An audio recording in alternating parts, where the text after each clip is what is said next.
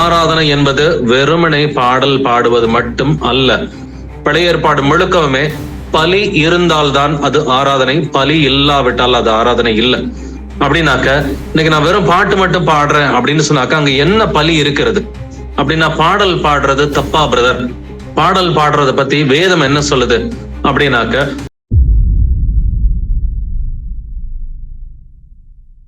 Price lord brothers and sisters, கர்த்தராகிய இயேசு கிறிஸ்துவின் மகா பரிசுத்த நாமத்தினால் உங்கள் அனைவரையும் வாழ்த்துகிறேன். நம்ம எல்லோருமே பல பட்டணங்கள்ல சபையாக கூடி வந்து கொண்டிருக்கிறோம்.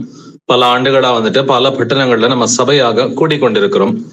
ஆனா ஒரு சிறு கூட்டம் நம்ம பார்த்து சொல்கிற ஒரு காரியம், கேட்கிற ஒரு கேள்வி. நீங்களும் உங்க ஊர்ல கேள்விப்பட்டிருப்பீங்க, நீங்க ஆராதனையே பண்றது இல்ல அப்படின்ற ஒரு விஷயத்த கேள்வி கேட்டிருப்பாங்க. இன்றைக்கு நம்ம ஆராய்ந்து பார்க்க போகிற காரியமும் இதுதான். ஆராதனை என்றால் என்ன என்பதை குறித்து நாம் இன்று கர்த்தருடைய துணையோட ஆராய்ந்து பார்க்க போகிறோம்.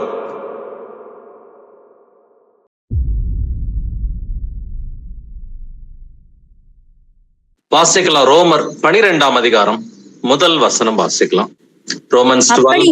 சகோதரரே, நீங்கள் உங்க சரீரங்களை பரிசுத்தமும் தேவனுக்கு பிரியவுமான ஜீவபலியாக ஒப்புக் கொடுக்க வேண்டும் என்று தேவனுடைய இரக்கங்களை முன்னிட்டு உங்களுக்கு வேண்டிக் கொள்கிறேன். இதுவே நீங்கள் செய்யத்தக்க புத்தியுள்ள ஆராதனை. ஆமென். இதுவே நீங்கள் செய்யத்தக்க புத்தியுள்ள ஆராதனை என்று எழுதி இருக்கிறது. எது நாம் செய்யத்தக்க புத்தியுள்ள ஆராதனை? இது ஆராதனைன்னு சாதாரணமா எழுதாம புத்தியுள்ள ஆராதனை என்று எழுதி இருக்கிறது. உங்கள் சரீரங்களை பரிசுத்தமும் தேவனுக்கு பிரியமுமான ஜீவ பலியாக நாம் அனைவரும் ஒப்பு கொடுக்க வேண்டும். நம்ம ஒவ்வொருத்தருடைய கடமை இதுதாங்க. நீங்க உண்மையிலே கர்த்தருக்கு ஆராதனை செய்யணும்னு நினைச்சீங்கன்னா என்ன செய்யலாம்?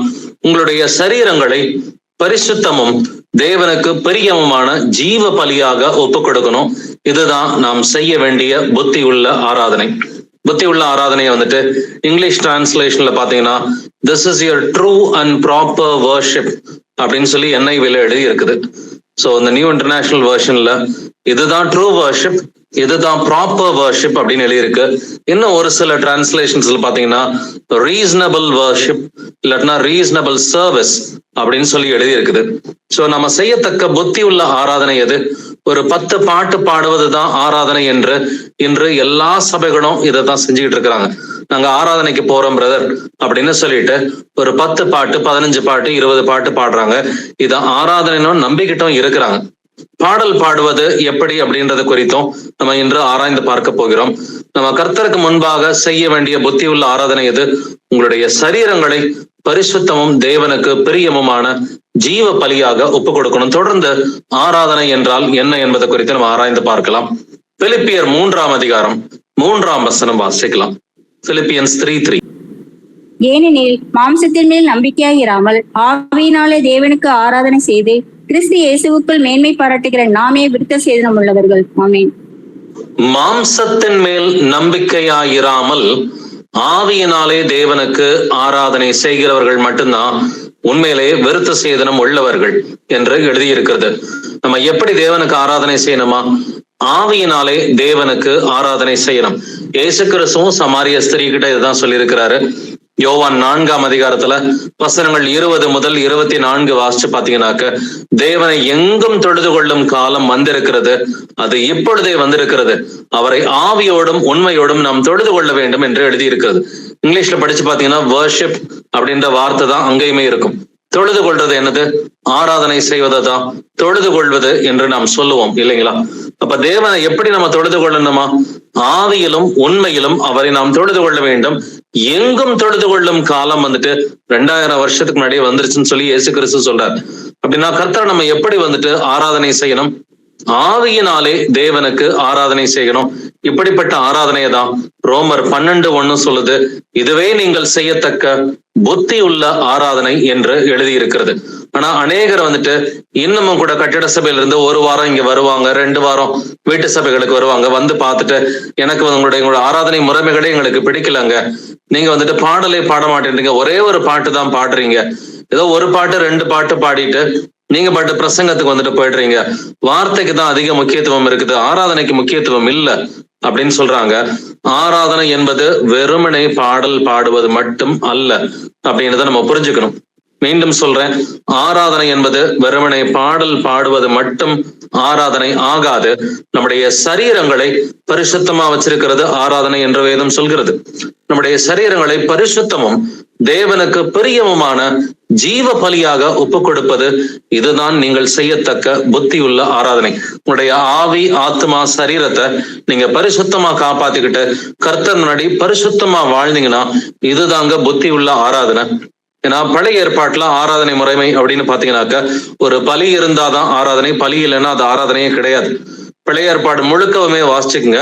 பழைய ஏற்பாடு முழுக்கவுமே பலி இருந்தால்தான் அது ஆராதனை, பலி இல்லாவிட்டால் அது ஆராதனை இல்லை. அப்படின்னாக்க இன்னைக்கு நான் வெறும் பாட்டு மட்டும் பாடுறேன் அப்படின்னு சொன்னாக்க அங்க என்ன பலி இருக்கிறது? பாடல் மட்டும் பாடுறதுல வந்துட்டு அங்க வந்துட்டு பலி வந்துட்டு இல்ல. கர்த்தர் வந்துட்டு நம்ம கிட்ட கேட்கறது வந்துட்டு புத்தி உள்ள ஆராதனை செய்யணும், உன்னையே நீ ஜீவ பலியா கொடுன்னு சொல்லி கர்த்தர் சொல்றார். அப்படின்னாக்க பலி செலுத்தணும்னா ஒரு ஆசாரியன் வேண்டுமே, ஒரு ஆலயம் வேண்டுமே. அப்ப புதிய ஏற்பாட்டிலையுமே கர்த்தர் இவ்விதமான ஆராதனைய, புத்தி உள்ள ஆராதனையை நமக்கு எழுதி வைத்திருக்கிறார். அந்த ஆசாரியன் யார், அந்த பலி எது, அந்த ஆலயம் வந்துட்டு எப்படிப்பட்டதா இருக்க வேண்டும் என்பதை குறித்து நம்ம ஆராய்ந்து பார்க்க போகிறோம். சோ புதிய ஏற்பாட்டுல கர்த்தர் நம்மிடம் எதிர்பார்ப்பது புத்தியுள்ள ஆராதனையா இருக்கிறது. புத்தியற்ற ஆராதனையை நாம் செய்யக்கூடாது. ஏன்னா புத்தியுள்ள கன்னிகைகள், புத்தி இல்லாத கன்னிகைகள் என்பதை நம்ம வாசிக்கிறோம். புத்தி இல்லாத கன்னிகைகள் பரிசுத்த ஆவி இல்லாம அவர்கள் காத்து கொண்டு இருந்தார்கள். இன்னைக்குமே புத்தி இல்லாத சபைகள் வந்துட்டு, ஏன்னா கன்னிகை என்பது சபையை குறிப்பது. புத்தி இல்லாத சபைகள் வந்துட்டு பரிசுத்த ஆவி இல்லாம, எண்ணெய் இல்லாம கர்த்தருக்காக காத்து கொண்டிருக்கிறார்கள். புத்தி இல்லாத ஒரு ஆராதனையை செஞ்சுக்கிட்டு இருக்கிறாங்க. நாம் புத்தி உள்ளவர்களா இருக்கணும்ன்றதான் கர்த்தருடைய சித்தமா இருக்கிறது. எபிரேயர் 12ஆம் அதிகாரம் 28ஆம் வசனம் வாசிக்கலாம். ஹீப்ரூஸ் 12:28. ஆதலால் அசைவில்லாத ராஜ்யத்தை பெறுகிறவர்களாகிய நாம் பயத்தோடும் பக்தியோடும் தேவனுக்கு பிரியமாய் ஆராதனை செய்யும்படி கிருபையை பற்றி கொள்ள கடவோம். ஆமென். நம்ம எப்படிங்க கர்த்தருக்கு ஆராதனை செய்யணும்? நாம் பயத்தோடும் பக்தியோடும் தேவனுக்கு பிரியமாய் ஆராதனை செய்யும்படி என்று எழுதியிருக்கிறது. பயத்தோடு கர்த்தருக்கு ஆராதனை செய்யணும், பக்தியோடு கர்த்தருக்கு வந்துட்டு ஆராதனை செய்யணும், பிரியமாக கர்த்தருக்கு ஆராதனை செய்யணும். இதே வார்த்தையை தான் ஏற்கனவே பிரியமான ஆராதனை என்பதை ரோமர் 12:1 நீங்க படிச்சிருப்பீங்க. உங்கள் சரீரங்களை பரிசுத்தமும் தேவனுக்கு பிரியமுமான ஜீவ பலியாக ஒப்பு கொடுப்பது, இதுதான் புத்தி உள்ள ஆராதனை என்று எழுதியிருக்கிறது. எபிரேயர் 12:28 என்ன சொல்லுது? நீங்க வந்துட்டு பயத்தோடும் பக்தியோடும், அதாவது பயபக்தியோடு, பயமும் பக்தியும் இருந்தா அதுதான் பயபக்தி, பயபக்தியோடு தேவனுக்கு பிரியமாய் ஆராதனை செய்யணும். இதுதான் கர்த்தருக்கு உகந்த ஆராதனை. அப்படின்னா பாடல் பாடுறது தப்பா பிரதர்? பாடல் பாடுறத பத்தி வேதம் என்ன சொல்லுது அப்படின்னாக்க, பழைய ஏற்பாட்டுல வந்துட்டு பாடல் குழுக்கள்லாம் வந்துட்டு இருந்தாங்க. கர்த்தருக்கு ஆராதனை செய்வதற்காக பாடல் குழுக்கள் இது எல்லாமே ஏற்படுத்தப்பட்டு இருந்தது. பட் அதை குறிச்சு கர்த்தர் வந்துட்டு கடைசியா அவங்களுடைய கீழ்ப்படியாம அவங்க ஆராதனை பாடி பாடல் மட்டுமே பாடிய பொழுது அந்த பாடல்களை குறித்து கர்த்தர் என்ன சொல்லுகிறார் என்பதை நம்ம வாசிக்கலாம். ஆமோஸ் 5ஆம் அதிகாரம் 23ஆம் வசனம் வாசிக்கலாம். ஆமோஸ் 5ஆம் அதிகாரம் 23ஆம் வசனம். உன் பாட்டுகளின் இரைச்சலை என்னை விட்டு அகற்று, உன் வீணைகளின் ஓசையை நான் கேட்க மாட்டேன். ஆமென். உன் பாட்டுக்களின் இரைச்சலை என்னை விட்டு அகற்று, உன் வீணைகளின் ஓசையை நான் கேட்க மாட்டேன் அப்படின்னு கர்த்தர் சொல்றார். கர்த்தருக்கு வந்துட்டு எந்தவித ஜீவ பலியா தன்னையே செலுத்தாம, தன்னை பரிசுத்தம் செய்து கொள்ளாமல் நான் வெறும் பாட்டு மட்டும்தான் பாடுவேன், இதுதான் ஆராதனைன்னு சொன்னா கர்த்தர் என்ன சொல்லுவாரு? உன் பாட்டுக்களின் இரைச்சலை என்னை விட்டு அகற்று, உன் வீணைகளின் ஓசையை நான் கேட்க மாட்டேன். இதுதான் கர்த்தர் புத்தியில் ஆராதனை செய்பவர்களுக்கு சொல்லுகிற காரியமா இருக்கிறது. ஆமோஸ் 8ஆம் அதிகாரம் 3வது வசனத்தை வாசிக்கலாம். அந்நாளிலே தேவாலய பாட்டுகள் அலறுதலாக மாறும், எல்லா இடத்திலும் திரளான பிரேதங்கள் புலம்பல் இல்லாமல் எரிந்துவிடப்படும் என்று கர்த்தராகிய ஆண்டவர் சொல்லுகிறார். ஆமென். அந்நாளிலே தேவாலய பாட்டுக்கள் அலறுதலாக மாறும், எல்லா இடத்திலும் திரளான பிரேதங்கள் புலம்பல் இல்லாமல் எரிந்து விடப்படும். இதுதான் யூதர்களுக்கு நடந்தது. கர்த்தருக்கு வந்துட்டு தன்னையே ஜீவ பலியா ஒப்பு கொடுக்காம, கர்த்தர் சொன்ன கற்பனைகளுக்கு கீழ்ப்படியாம வெறும் பாட்டு பாடுறதுதான் ஆராதனைன்னு சொல்லி ஏற்கனவே பல 100 ஆண்டுகளாக யூதர்கள் செய்திருக்கிறார்கள். கர்த்தர் அதனாலதான் இப்படிப்பட்ட யூதர்களை பார்த்து என்ன சொல்றாரு? கீழ்ப்படியாத யூதர்களை பார்த்து, உன் பாட்டுக்களின் இரைச்சலை என்னை விட்டு அகற்று, உன் வீணைகளின் ஓசையை நான் கேட்க மாட்டேன். அந்நாளிலே தேவாலய பாட்டுக்கள் அலறுதலாக மாறும். அவர்களுக்கு அது அலறுதலாக மாறியது. இப்ப நாம செய்ய வேண்டியது, புத்தி உள்ள ஆராதனை செய்யணுங்கிறதான் கர்த்தர் வந்துட்டு நம்மிடம் விரும்புகிறார்.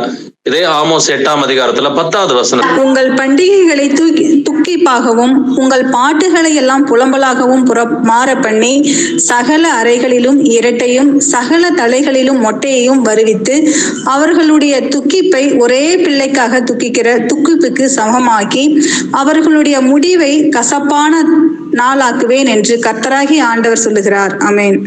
உங்கள் பண்டிகைகளை துக்கிப்பாகவும் உங்கள் பாட்டுக்களை எல்லாம் புலம்பலாகவும் மாற பண்ணுவேன் கர்த்தர் சொல்றார். எப்பொழுது புத்தி இல்லாத கன்னிகைகளை போல நான் வெறும் பாட்டு மட்டும்தான் பாடுவேன், என்னையே நான் ஜீவ வந்துட்டு பலியாக ஒப்பு கொடுக்க மாட்டேன், என்னுடைய ஆவி ஆத்மா சரீரத்தை கர்த்தருக்கு நான் வந்துட்டு ஒப்பு கொடுக்காம நான் வெறும் பாட்டு மட்டும்தான் பாடுவேன்னு சொன்னாக்க கர்த்தர் என்ன சொல்றாரு, உங்கள் பண்டிகைகளை துக்கிப்பாக மாத்துவேன், உங்கள் பாட்டுக்களை எல்லாம் புலம்பலாக மாத்துவேன்னு சொல்லி புலம்பல் அப்படிங்கிற வந்துட்டு ஒரு ஆகமத்தையே எழுத பண்ணினார் பழைய ஏற்பாட்டுல வந்துட்டு. புத்தி இல்லாத ஆராதனை செய்பவர்களுக்கு அவங்களுடைய ஆலயத்தையும் தீக்கிரையாக்கி புலம்பல் அப்படிங்கிற புஸ்தகத்தை எரேமியா மூலமா எழுதவும் செய்தார் கர்த்தர் வந்துட்டு. அப்படின்னா பாட்டு பாடுறது தவறா பிரதர்? பாட்டு தாராளமா பாடலாம். எப்படி பாடணுன்றத நம்ம புதிய ஏற்பாட்டுல ஆராய்ந்து பார்க்கலாம். கொலோசையர் 3ஆம் அதிகாரம் 16-17 வசனங்களை வாசிப்போம். கிறிஸ்துவின் வசனம் உங்களுக்குள்ளே சகல ஞானத்தோடும் பரிபூரணமாக வாசமாய் இருப்பதாக, சங்கீதங்களினாலும் கீர்த்தனைகளினாலும் ஞான பாட்டுகளினாலும் ஒருவருக்கொருவர் போதித்து புத்தி சொல்லிக் கொண்டு உங்கள் இருதயத்திலே கர்த்தரை பக்தியுடன் பாடி வார்த்தையினாலாவது கிரியினாலாவது நீங்கள் எதை செய்தாலும் அதையெல்லாம் கர்த்தராகிய இயேசுவின் நாமத்திலே செய்து அவர் முன்னிலையாக பிதாவாகிய தேவனை ஸ்தோத்திரியுங்கள். ஆமென். கிறிஸ்துவின் வசனம் உங்களுக்குள்ளே சகல ஞானத்தோடும் பரிபூரணமாக வாசமா இருப்பதாக. இது முதல் கண்டிஷனுங்க. நீங்க பாட்டு பாடுறதுக்கு இயேசு கிறிஸ்துவின் வசனம் உங்களுடைய இருதயத்துக்குள்ள சகல ஞானத்தோடும் பரிபூரணமா இருக்கணும். இருந்த பிறகு நீங்கள் சங்கீதங்களினாலும் கீர்த்தனைகளினாலும் ஞான பாட்டுகளினாலும் ஒருவருக்கொருவர் போதித்து புத்தி சொல்லி கொண்டு, நல்லா கவனிச்சுக்குங்க, பாடல் வசனங்களை வைத்து நீங்க போதிக்கணும், புத்தி சொல்லணும். அப்படி இருந்தா உங்கள் இருதயத்தில் கர்த்தரை பக்தியுடன் பாடுங்க அப்படின்னு நமக்கு எழுதப்பட்டு இருக்கிறது. சங்கீதங்களை பேஸ் பண்ண பாடல்களா இருக்கணும், வசனங்களை பேஸ் பண்ண பாடல்களா வந்துட்டு இருக்கணும். இன்னைக்கு அநேக பாடல்கள் வந்துட்டு சினிமா பாடல்களை போலதான் வந்துட்டு எழுதிட்டு இருக்கிறாங்க. ஸ்பிரிச்சுவல் பாட்டுன்னு சொல்லிக்கிட்டு சினிமா பாடல்களை போல வந்துட்டு எழுதிக்கிட்டு இருக்கிறாங்க. முதலாவது காரியம், அந்த பாடல்களில் இருக்கிற அந்த வார்த்தைகள் வரிகள் வசனத்தை அடிப்படையாக கொண்டதா இருக்கணும். ரெண்டாவது, அந்த வார்த்தை முதல்ல கேட்கிறவங்களுக்கு புரியணும். இன்னைக்கு மியூசிக் தான் மேலோங்கி இருக்கிறது. கிறிஸ்தவ பாடல்ல பாத்தீங்கன்னா சினிமா பாடல் போல மியூசிக் தான் மேலோங்கி இருக்கிறது. இப்ப ஆடல் பாடல்ன்ற மாதிரி வந்துட்டு இன்னைக்கு டான்ஸ் உள்பட வந்துட்டு பாட்டுக்கு வந்துருச்சு. முதல்ல பாடலை வீடியோல கேட்கவே கேட்காதீங்க. பாடலை வந்துட்டு வீடியோல பாக்குறது கர்த்தருக்கு அருவருப்பான ஒரு காரியமா இருக்கு. அதெல்லாமே செல்ஃப் ப்ரமோஷனா தான் இருக்குது. அது எந்த ஒரு நபரா இருந்தாலும் வந்துட்டு சரி, அது இன்னைக்கு பாடல் பாடி டான்ஸ் ஆடுற கூட்டம் ஒண்ணு இருக்குது, இல்ல வந்துட்டு வயதானவர்களும் பாடல் வந்துட்டு பாடி தங்களை பிரபலப்படுத்தி கொண்டுதான் இருக்கிறாங்க. பட் அது யாரா இருந்தாலும் சரி, பாடல் பாடுவதற்கு மட்டும்தானே ஒழிய பாடல் கேட்பதற்கும் பார்ப்பதற்கும் கிடையாது. பாடலை வந்துட்டு காதுல கேட்காதீங்க, இது கர்த்தருக்கு வந்துட்டு பிடிக்காது. வேணா உங்களுக்கு இந்த பாடல் எப்படி பாடுறதுன்னு தெரியலன்னா ஒரு முறை 2 முறை நீங்க கேட்டுக்கலாம். பட் இது வந்துட்டு மியூசிக் இண்டஸ்ட்ரிய போல இன்னைக்கு மாறிக்கிட்டு இருக்குது. சினிமால இருக்கிற மியூசிக் இண்டஸ்ட்ரிய போல வந்துட்டு பாடலை காதுல கேட்டே பரலோகத்துக்கு போயிடலாம் அப்படின்னு பல பேர் நினைக்கிறாங்க. பாடலை நீங்க காதுல கேட்டு பரலோகத்துக்கு போக முடியாதுங்க. பாடல் பாடுங்கன்னு சொல்லி எழுதி இருக்குது இல்லைங்களா? சங்கீதங்களினாலும் கீர்த்தனைகளினாலும் ஞான பாட்டுகளினாலும் ஒருவருக்கொருவர் போதித்து புத்தி சொல்லிக் கொண்டு உங்கள் இருதயத்தில் கர்த்தரை பக்தியுடன் பாடி, நீங்க பாடுங்கன்னு சொல்லி எழுதியிருக்கு. எப்படி பாடணுமா? உங்கள் இருதயங்களில் கர்த்தரை பக்தியுடன் பாடணும். அதிகமா ஸ்பீக்கர் போட்டுக்கிட்டு அலற வச்சுக்கிட்டு பக்கத்து வீட்டுக்காரன் எய்த்த வீட்டுக்காரன் எல்லாம் வந்துட்டு நம்ம வம்பெடுக்கிறது, இப்படி பாடல் பாட சொல்லி கர்த்தர் நம்ம கிட்ட சொல்லவே கிடையாதுங்க. உங்கள் இருதயத்தில் கர்த்தரை பக்தியுடன் பாடி, நீங்க ஒரு வீட்டுல கூடுறீங்க, அந்த வீட்டுல வந்துட்டு ஒரு 20 விசுவாசிகள் 40 விசுவாசிகள் வந்துட்டு ஒன்னா சீஷர்களாக வந்து நம்ம கூடுறோம். அப்படி இருக்கிறப்ப நாம பாடுற பாடல் நமக்கு கேட்டாலே போதுமானது. பக்கத்து வீடு எய்த்த வீடெல்லாம் டிஸ்டர்ப் பண்ணணும்னு அவசியமே இல்லை. அதனாலதான் இன்னைக்கு கிறிஸ்தவ நான் வீட்டுல பிரேயர் வைக்கிறேன்னு சொன்னாக்க இன்னைக்கு யாருமே வீடு கொடுக்க மாட்டேன்றாங்க. இன்னைக்கு கிறிஸ்தவர்களுக்கு வீடு கிடைக்காத ஒரு முக்கிய காரணம் பாத்தீங்கன்னா, நான் என் வீட்டுல ஒரு பிரேயர் வைப்பேன் அப்படின்னு சொன்னா உனக்கு வீடு கிடையாதுன்னு சொல்ற புறஜாதிகளும் இருக்கிறாங்க. உங்களுக்கு வீடு கிடையாதுன்னு சொல்ற கத்தோலிக்கர்களும் இன்னைக்கு இருக்கதான் வந்துட்டு செய்யறாங்க. அப்படின்னாக்க இதுக்கெல்லாம் காரணம் என்னன்னு பாத்தீங்கன்னா, புத்தி உள்ள ஆராதனை செய்கிறவர்களா நம்ம இருக்கணும்ன்றதான் கர்த்தருடைய விருப்பமா இருக்கிறது. சோ ஸ்பீக்கர் வால்யூமா அதிகமா வச்சுக்கிட்டு மத்தவங்களை டிஸ்டர்ப் பண்றது இது ஆராதனை செய்கிற முறைமை கிடையாது. இருதயத்தில் கர்த்தரை பக்தியுடன் வந்துட்டு பாடணும். அதுபோல பாடல்கள்ல டிவியில பாக்குறது இல்ல மியூசிக் அதிகமா இருக்கிற வந்துட்டு மியூசிக் இம்பார்ட்டன்ஸ் கொடுக்கிற பாடல்கள் கர்த்தர் விரும்பவே மாட்டாரு. அந்த வார்த்தைகள் அந்த வரிகள் வசனத்தை பேஸ் பண்ணதா இருக்கணும். இப்படிப்பட்ட பாடல்களை நீங்க பாடினீங்கன்னாக்க வார்த்தையினாலாவது கிரியையினாலாவது நீங்கள் எதை செய்தாலும் அது எல்லாவற்றையும் இயேசு கிறிஸ்துவின் நாமத்தினால உங்களால செய்து ஸ்தோத்திரம் பண்ண முடியும். இதுக்கு முதல் அடிப்படை கிறிஸ்துவின் வசனம் உங்களுடைய இருதயத்துக்குள்ள சகல ஞானத்துடன் பரிபூரணமா வாசமா இருக்கணும். ரெண்டாவது வந்துட்டு ஒரு பர்டிகுலர் மனுஷன் எழுதினாரு, அவர் எழுதின எல்லா பாட்டும் நல்லா இருக்கும் அப்படி கிடையாது. நீங்க வந்துட்டு அந்த பாடல்கள் எடுத்து நல்லா ஆராய்ந்து பாருங்க. நிறைய பாடல்கள் வசனத்துக்கு விரோதமாக தான் வந்துட்டு இருக்கிறது அப்படின்றத நம்ம தெரிஞ்சுக்கலாம். 3ல் 1 ஜொலிப்பவர் நாமம் என்றெல்லாம் வந்துட்டு பாடல் இருக்கிறது. 3ல் 1 ஜொலிப்பவர் வந்துட்டு நம்முடைய கர்த்தர் கிடையாதுன்றத நம்முடைய தேவனாகிய கர்த்தர் ஒருவரே கர்த்தர் என்று எழுதி இருக்கிறது. இன்னைக்கு பாடல் மூலமா கூட கள்ள உபதேசங்கள் பரவிக்கிட்டு தான் இருக்குது. அதனால இந்த பாடல் விஷயத்துல ரொம்ப ஜாக்கிரதையாவே இருக்கணும். ஒரே ஒரு பாட்டு பாடினா தாராளமா போதுமானது. வேதமும் நமக்கு அப்படிதான் சொல்லி கொடுக்கிறது. 10 பாட்டு பாடினாதான் அது பாடல் ஆராதனை என்கிற அர்த்தம் கிடையாது. கர்த்தரை நீங்க வந்துட்டு உளமாற துதிக்கணும்னு சொன்னாக்க ஒரு பாடல் பாடுவதே கர்த்தருக்கு போதுமானதாக தான் இருக்கிறது. பல பாடல்கள் பாடணும் அப்படின்ற கட்டாயம் இல்லை. ஏதோ மிஞ்சி போனா ஒரு பாட்டோ 2 பாட்டோ பாடிட்டு வசனங்களுக்கு தான் வந்துட்டு கூடுகையின் போது முக்கியத்துவம் இருக்கணும். வசனத்தின் மூலமாக வருகிற இந்த போதனைகள் பரிசுத்தத்திற்கு ஏதுவாக இட்டு செல்கிற போதனைகள், இதற்கு தான் முக்கியத்துவம் வந்துட்டு இருக்கணும். பாடலை பத்தி நம்ம புதிய ஏற்பாட்டுல இன்னும் கொஞ்சம் வசனங்களை ஆராய்ந்து பார்க்கலாம். எபேசியர் 5ஆம் அதிகாரம் வசனங்கள் 19 முதல் 21 வரை வாசிக்கலாம். சங்கீதங்களினாலும் கீர்த்தனைகளினாலும் ஞான பாட்டுகளினாலும் ஒருவருக்கொருவர் புத்தி சொல்லிக் கொண்டு உங்கள் இருதயத்தில் கர்த்தரை பாடி கீர்த்தனம் பண்ணி நம்முடைய கர்த்தராகிய இயேசு கிறிஸ்துவின் நாமத்தினாலே எப்பொழுதும் எல்லாவற்றுக்காகவும் பிதாவாகிய தேவனை ஸ்தோத்தரித்து தெய்வ பயத்தோட ஒருவருக்கொருவர் கீழ்ப்படிந்திருங்கள். ஆமென். சங்கீதங்களினாலும் கீர்த்தனைகளினாலும் ஞான பாட்டுகளினாலும் ஒருவருக்கொருவர் புத்தி சொல்லிக் கொண்டு உங்கள் இருதயத்தில் கர்த்தரை பாடி கீர்த்தனம் பண்ணி. நம்ம எப்படி வந்துட்டு கர்த்தரை பாடி கீர்த்தனம் பண்ணணுமா? உங்கள் இருதயத்தில் கர்த்தரை பாடி கீர்த்தனம் பண்ணணும். அதிகமா வந்துட்டு மத்தவங்களுக்கு கேட்கிற விதமா செய்யணுன்ற அவசியம் இல்லை. ஒரு வீட்டுல சீஷர்கள் கூடி இருக்கிறாங்கன்னா அவர்களுக்கு மட்டும் அந்த பாடல் கேட்டுச்சுன்னா தாராளமா போதுமானது. சங்கீதங்களை பேஸ் பண்ண பாடல்களா இருக்கணும். அதுபோல ஒருவருக்கொருவர் புத்தி சொல்கிற ஒரு பாடலா இருக்கணும். பாடலை வைத்து உங்களால புத்தி சொல்ல முடியல, அந்த வசனத்தை பேஸ் பண்ணி இல்லைன்னா அந்த பாடல் கர்த்தருக்கு வந்துட்டு பிடித்தமானது கிடையாதுன்றதை தெரிஞ்சுக்கலாம். அதே போல 21வது வசனத்துல தெய்வ பயத்தோட ஒருவருக்கொருவர் கீழ்ப்படிந்திருங்கள். இதுதாங்க ஆராதனை. பாடல் பாடலாம், அதுல தப்பு கிடையாது. வந்துட்டு ஏதோ ஒரு பாட்டு 2 பாட்டு பாடலாம். அந்த பாடலை இருதயத்தில் கர்த்தரை பக்தியுடன் பாடி அப்படிப்பட்ட பாடல்களை வந்துட்டு பாடணும். ஒருவருக்கொருவர் புத்தி சொல்ற மாதிரி பாடல்களை பாடணும். பட் அதே போல தெய்வ பயத்தோட ஒருவருக்கொருவர் கீழ்ப்படிந்திருப்பது இதுதான் புத்தி உள்ள ஆராதனையா இருக்கிறது. ஒரு பாட்டு பாடினா போதுமானதுன்னு சொல்லி வேதம் சொல்கிறது. 10 பாட்டு பாடினாதான் ஆராதனை. இது புத்தி இல்லாத ஆராதனை செய்கிறவர்கள் செய்யக்கூடிய ஒரு காரியம். வேதத்துல ஆராய்ந்து பார்க்கலாம். ஒரு சிலர் வந்துட்டு கர்த்தரை எப்படி எல்லாம் வந்துட்டு ஆராதித்து பாடினார்கள் அப்படிங்கறத நம்ம வந்துட்டு கவனிச்சு பார்க்கலாம். மத்தேயு 26ஆம் அதிகாரம் 30வது வசனம் வாசிக்கலாம். அவர்கள் ஸ்தோத்திர பாட்டை பாடின பின்பு ஒலிவமலைக்கு புறப்பட்டு போனார்கள். ஆமென். அவர்கள் ஸ்தோத்திர பாட்டை பாடின பின்பு ஒலிவமலைக்கு புறப்பட்டு போனார்கள். 12 அப்போஸ்தலர்களோடு கூட ராப்போஜனம் நடக்குது. கர்த்தரும் 12 அப்போஸ்தலர்களும் சேர்ந்து ராப்போஜனத்துல இருக்கிறாங்க. அங்க அப்பத்தையும் ரசத்தையும் ஆண்டவர் பிட்டு கொடுக்கிறாரு. தன்னுடைய 2ஆம் உடன்படிக்கை அவர் ஏற்படுத்துகிறார். ஏற்படுத்தின பின்பு என்ன நடக்குதுன்னு பாத்தீங்கன்னா, அவர்கள் ஒரே ஒரு ஸ்தோத்திர பாட்டை பாடுறாங்க. நல்லா கவனிச்சுங்க. பாடல்கள் என்று எழுதப்படவில்லை. அவர்கள் ஸ்தோத்திர பாட்டை பாடின பின்பு ஒரே ஒரு பாட்டு பாடுறாங்க. பாடிட்டு நேரா ஒலிவமலைக்கு போறாங்க. அப்ப 10 பாட்டு பாடுறது வந்துட்டு பப்ளிக்கலா இருந்தாக்க, இல்ல அதுதான் மேண்டேட்டரியா இருந்தா இயேசு கிறிஸ்து பக்கத்துல தானே இருந்தாரு, சொல்லியிருக்கலாமே. ஏன்பா ஒரே ஒரு பாட்டோட நிப்பாட்டிட்டீங்க? 10 பாட்டு பாட வேண்டியதானே அப்படின்னு இயேசு கிறிஸ்து இங்க சொல்லவே இல்லையே. ஒரே ஒரு பாட்டை தான் அவர்கள் பாடினார்கள் என்பதற்கு மத்தேயு மட்டும் சாட்சியா இல்ல, மார்க் புஸ்தகமும் சாட்சியா இருக்கிறது. மார்க் 14:26 வாசிக்கலாம். அவர்கள் ஸ்தோத்திர பாட்டை பாடின பின்பு ஒலிவமலைக்கு புறப்பட்டு போனார்கள். ஆமென். அவர்கள் ஸ்தோத்திர பாட்டை பாடின பின்பு ஒலிவமலைக்கு புறப்பட்டு போனார்கள். அதே வசனம் தான் இல்லைங்களா? மத்தேயு 26ல இருக்கிற அதே வசனம் தான் மார்க் 14லையும் வந்துட்டு இருக்குது. ஒரே ஒரு ஸ்தோத்திர பாட்டு தான் அவர்கள் பாடினார்கள். இது தெளிவான 2 சாட்சிகளா இருக்கிறது. ஒரே ஒரு பாட்டை இயேசு கிறிஸ்துவ வந்துட்டு பக்கத்திலே வச்சுட்டு அவரை மகிமைப்படுத்துறாங்க இல்லைங்களா? 12 அப்போஸ்தலர்களும் இயேசு கிறிஸ்துவ வந்துட்டு பக்கத்திலே மாம்சத்துல வைத்துக்கொண்டு அவரை மகிமைப்படுத்தி பாடினார்கள். ஒரே ஒரு பாட்டு தாங்க பாடினாங்க. இயேசு கிறிஸ்து அதுக்கு மறுத்தே பேசலங்க. 10 பாட்டு பாடு, 20 பாட்டு பாடுன்னு சொல்லி இயேசு கிறிஸ்து சொல்லவே இல்லை. பழைய ஏற்பாட்டு முறைமைகளையும் கவனிச்சு பாருங்க.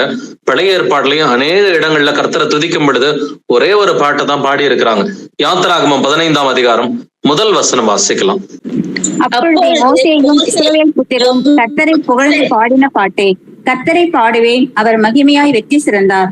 குதிரையையும் குதிரை வீரனையும் கடலே தள்ளினார். ஆமென். அப்பொழுது மோசேயும் இஸ்ரவேல் புத்திரரும் கர்த்தரை புகழ்ந்து பாடின பாட்டு, ஒரே ஒரு பாட்டு. இங்க பல பாடல்களை வந்துட்டு மோசேவும் இஸ்ரவேலரும் வந்துட்டு பாடவில்லை. அப்பொழுது மோசேயும் இஸ்ரவேல் புத்திரரும் கர்த்தரை புகழ்ந்து பாடின ஒரே ஒரு பாட்டு என்று எழுதி இருக்கிறது. அவங்க எக்ஸோடஸ்ல வந்துட்டு அவங்க வெளியில வரும் பொழுது அவங்க வந்துட்டு கர்த்தர் கையால வந்துட்டு அவங்க காப்பாற்றப்படுகிறார்கள். காப்பாற்றப்பட்ட பின்பு அவர்கள் பாடினது ஒரே ஒரு பாட்டு. அது அவ்வளவு பெரிய ரட்சிப்புங்க யூதர்களுக்கு. ஏன் ஒரு 10 பாட்டு பாடி இருக்கலாமே? யூதர்களுக்கு கர்த்தர் கொடுத்த வந்துட்டு ரட்சிப்புன்னு பாத்தீங்கன்னா அந்த பழைய ஏற்பாட்டுல அவங்க எகிப்துல இருந்து தப்பிச்சு வர்றது, பார்வோன்ல இருந்து தப்பிக்கிறது, அவ்வளவு பெரிய ரட்சிப்பா இருக்கிறது, மகத்துவமான காரியங்களை கர்த்தர் செய்தார். ஆனாலும் பாத்தீங்கன்னா ஒரே ஒரு பாட்டு தான் பாடப்பட்டிருக்குது. அதுபோல மோசே மரிக்கும் முன் அவன் ஒரு பாட்டை கத்துக் கொடுக்கிறான். அதையும் தெரிஞ்சுக்குங்க. உபாகமம் 31ஆம் அதிகாரம் 19ஆம் வசனம் வாசிக்கலாம். டியூட்ரானமி 31:19. இப்பொழுது நீங்கள் இந்த பாட்டை எழுதி கொண்டு இதை இஸ்ரவேல் புத்திரருக்கு படிப்பித்து, இந்த பாட்டு எனக்கு சாட்சியாக இஸ்ரவேல் புத்திரருக்குள்ளே இருக்கும்படி இதர்கள் வாயில் வழங்க பண்ணுங்கள். ஆமீன். இப்பொழுது நீங்கள் இந்த பாட்டை எழுதி கொண்டு, ஒரே ஒரு பாட்டை எழுதி கொடுக்கிறான். மோசே வந்துட்டு இஸ்ரவேல் புத்திரருக்கு ஆரம்பத்துல ஒரு பாட்டை பாடி காமிக்கிறான். கடைசியா அவன் மரிக்கும்னு ஒரு பாட்டை வந்துட்டு எழுதி கொடுத்து இதை நீங்க ஞாபகம் வச்சுக்கணும்னு சொல்லி அவங்களுக்கு பிராக்டிஸ் பண்ணி சொல்லி கொடுக்குறான். வந்துட்டு எத்தனை பாட்டு? ஒரே ஒரு பாட்டு தாங்க. ஒரே ஒரு பாட்டு தான் அவன் எழுதி கொடுக்குறான்னு சொல்லி வேதம் சொல்கிறது. 22வது வசனத்திலையும் அன்றைக்கே மோசே அந்த பாட்டை எழுதி அதை இஸ்ரவேல் புத்திரருக்கு படிப்பித்தான் என்று எழுதி இருக்கிறது. சரி, இயேசு கிறிஸ்து வரும் பொழுது புதிய ஏற்பாட்டுல வந்துட்டு 2ஆம் வருகை நடக்குது. அடுத்து 2ஆம் வருகை முடிந்த பிறகு எத்தனை பாட்டு இவங்க எல்லாம் பாடுவாங்க அப்படின்றதை கவனிச்சு பார்க்கலாம். வெளிப்படுத்தின விசேஷம் 5ஆம் அதிகாரம் 10ஆம் வசனம் வாசிக்கலாம். எங்கள் தேவனுக்கு முன்பாக எங்களை ராஜாக்களும் ஆசாரியர்களும் ஆக்கினீர், நாங்கள் பூமியிலே அரசாளுவோம் என்று புதிய பாட்டை பாடினார்கள். ஆமென். என்று புதிய பாட்டை பாடினார்கள். இயேசு கிறிஸ்துவின் 2ஆம் வருகையில வந்துட்டு என்ன நடக்குதுன்னு பாருங்க. ஒரு புதிய பாட்டை பாடினார்கள். 10 பாடல் பாடுவதுதான் ஆராதனை என்பது இது புத்தி இல்லாத ஆராதனை. குறிப்பா வந்துட்டு கூடுகையின் போது நீங்க வீட்டுல வந்துட்டு உங்களுக்கு டைம் நிறைய இருக்குதா, கர்த்தரை தாராளமா பாடிக்குங்க. நீங்க வீட்டுல பிரைவேட்டா உங்களுக்கு டைம் இருக்கும் பொழுது ஒரு அரை மணி நேரம் கிடைச்சா ஒரு 5 பாட்டு பாடுறதுன்னா நீங்க தாராளமா கர்த்தரை வந்துட்டு பக்தியுடன் பாடிக்கலாம். ஆனா பாட்டை கேட்காதீங்க. பாட்டை வந்துட்டு வீடியோல பாக்காதீங்க, பாட்டு காதுல கேட்காதீங்க. பாட்டு பாடுங்கன்னு சொல்லிதான் வேதம் சொல்கிறது. நீங்க வீட்டுல வந்துட்டு பொறுமையா உங்களோட பர்சனல் டைம்ல வந்துட்டு கர்த்தரை வந்துட்டு ஒரு 4 பாட்டு பாடுறதுன்னா தாராளமா பாடலாம். நம் சபையாக கூடும் பொழுது இந்த பாடல் என்கிற காரியத்திற்கு வந்துட்டு அதிக முக்கியத்துவம் இருக்க வேண்டாம். நம்ம சபையாக கூடும் பொழுது நம்முடைய சரீரங்களை ஜீவ பலியா ஒப்பு கொடுக்கணும்னா, நம்முடைய ஆவி ஆத்மா சரீரத்தை கர்த்தருக்கு முழுமையா சப்மிட் பண்ணணும்னா, புத்தி உள்ள ஆராதனை செய்யணும்னு சொன்னாக்க அதற்கு நமக்கு தேவையானது வசனங்கள் தான். உங்களை பரிசுத்தப்படுத்தக்கூடியது வசனங்கள் தான். பிதாவே உடைய சத்தியத்தினாலே இவர்களை பரிசுத்தமாக்கும், வசனமே சத்தியம் என்று எழுதி இருக்கிறது. வசனம் தான் உங்களையும் என்னையும் பரிசுத்தமாக்க போகிறது. அப்படின்னா நமக்கு அதிகமா தேவைப்படுகிறது வசனம் தானே ஒழிய அது பாடல் கிடையாது. வெறுமனே பாடல் பாடுவது மட்டும் ஆராதனை என்று இன்று அநேக சபைகள் சொல்கிறார்கள். இவர்கள் புத்தி இல்லாத கன்னிகைகளா இருக்கிறதுனால இன்னைக்கு பாடலை மட்டும் ஆராதனைன்னு சொல்லி நினைச்சிட்டு இருக்கிறாங்க. புத்தி உள்ள கன்னிகையா இருந்தா உங்களுடைய சரீரத்தை நீங்க ஜீவ பலியா கொடுக்கணும். உங்களுக்கு தூக்கம் வந்தாலும் முகத்தை கழுவிட்டு பைபிள் படிச்சீங்கன்னா இது புத்தி உள்ள ஆராதனை. வந்துட்டு உங்களுக்கு நைட் நேரத்துல வந்துட்டு உங்களுக்கு சோர்வா இருந்தாலும் குடும்பத்தார எல்லாத்தையும் கூப்பிட்டு வச்சு நீங்க வந்துட்டு குடும்ப ஜெபம் பண்ணீங்கன்னா அதற்கு பெயர் புத்தி உள்ள ஆராதனை என்று எழுதி இருக்கிறது. உங்களுடைய சரீரத்தை வந்துட்டு நீங்க பரிசுத்தமான பிரியமான ஜீவ பலியா ஒப்பு கொடுக்கணும்னு சொல்லி வேதம் சொல்கிறது. அப்படின்னாக்க ஒரே ஒரு பாடல் பாடினா கூட அது கர்த்தருக்கு உகந்ததா தான் இருக்கும். நம்ம பழைய ஏற்பாட்டிலையும் பார்த்துட்டோம், புதிய ஏற்பாட்டிலையும் பார்த்துட்டோம்.